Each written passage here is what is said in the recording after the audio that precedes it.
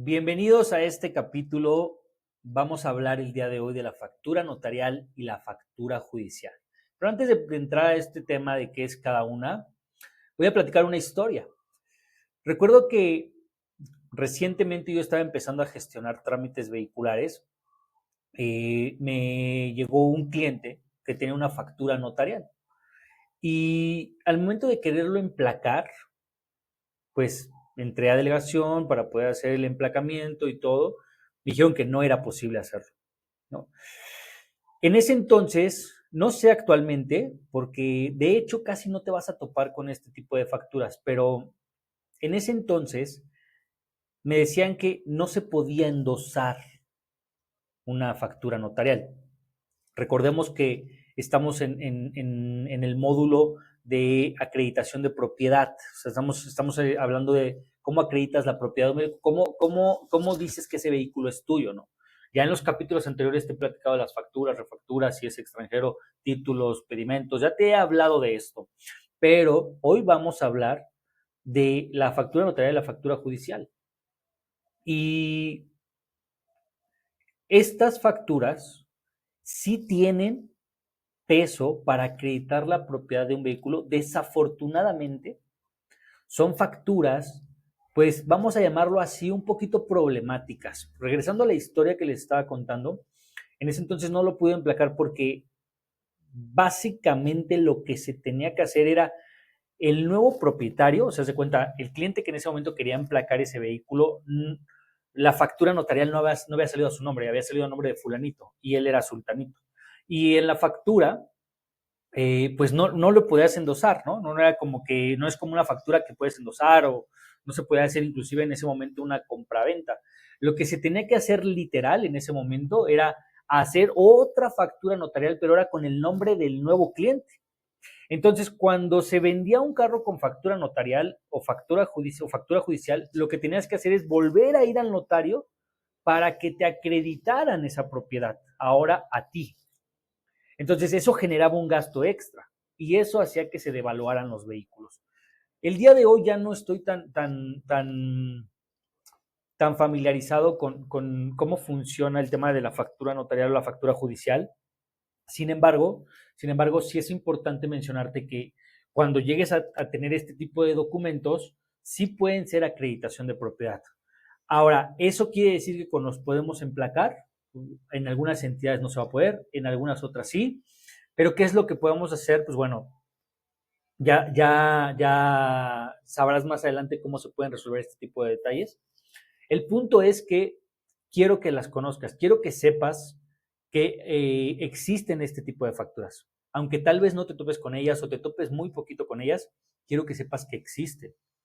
Porque tú como asesor vehicular, tú como gestor vehicular o tú como persona que quiere conocer los documentos de su auto, pues necesitas ser un experto en los documentos.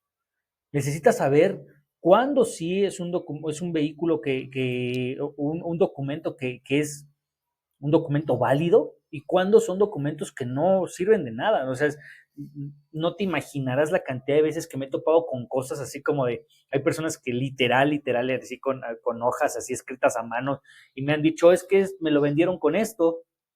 No sé si la gente se, se quiera hacer como de, no sé cómo funciona el tema de un vehículo, o sea, lo hacen intencional, o de verdad la gente tiene ese problema que es la ignorancia al tema de los documentos de un auto.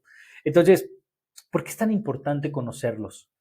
El día de mañana que tú quieras comprar un vehículo, el día de mañana que tú quieras vender un vehículo, el día de mañana que tú quieras asesorar a alguien con un tema de vehículos, o inclusive tú ya eres parte del equipo y estás conociendo los documentos, tienes que conocer cada detalle de cada documento y por qué son tan importantes cada uno. En estos capítulos anteriores te he platicado la importancia de cada uno de ellos y cómo los vas a identificar. Hablaremos ya después de cómo saber si son originales, pero hoy lo que quiero que entiendas es cómo identificas entre tus documentos que realmente es un documento que tiene esas características para que realmente se pueda hacer una venta o una compra o un trámite vehicular, tan sencillo como eso. ¿Ok? Entonces, bueno, es importante que conozcas que hay otros dos más. Inclusive hay personas que puede pasar que inclusive con una carta responsiva puedas acreditar la propiedad de un vehículo. Cabe mencionar que eso no sirve, repito, eso no sirve ante la autoridad gubernamental, o sea, ante la delegación, eso no funciona para que tú digas que eres el dueño legítimo de ese vehículo.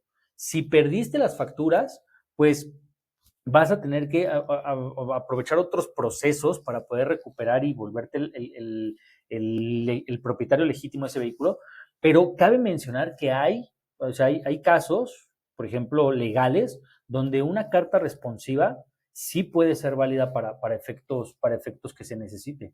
O sea, tan sencillo como eso, puede decir que tú eres el dueño de ese vehículo. Sin embargo, una carta responsiva pues por su naturaleza y por su sencillez, no puede funcionar para hacer un trámite vehicular. ¿Ok? Entonces, pues bueno, hoy en este capítulo hablamos de las facturas notariales, las facturas judiciales. Las facturas notariales básicamente vas a ir con un notario y le vas a decir que pues ese carro es tuyo y vas a tener que llevar testigos y te van a poder acreditar con esa información. En la factura judicial por lo regular es por medio de un juez. O sea, unas por un notario, unas por un juez, pero al final sí tienen ese valor para acreditar que la propiedad es tuya y en teoría sí te deberían de aceptar esos documentos para hacer emplacamientos.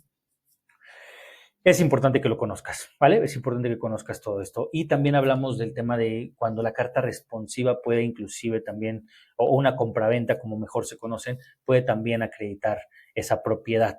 Repito, no sirve para trámites vehiculares, pero sí te puede servir ante una situación legal. He conocido personas que con eso han acreditado la propiedad de su vehículo. Pero bien, este es el módulo de acreditación de propiedad y con esta sesión terminamos este capítulo. Felicidades.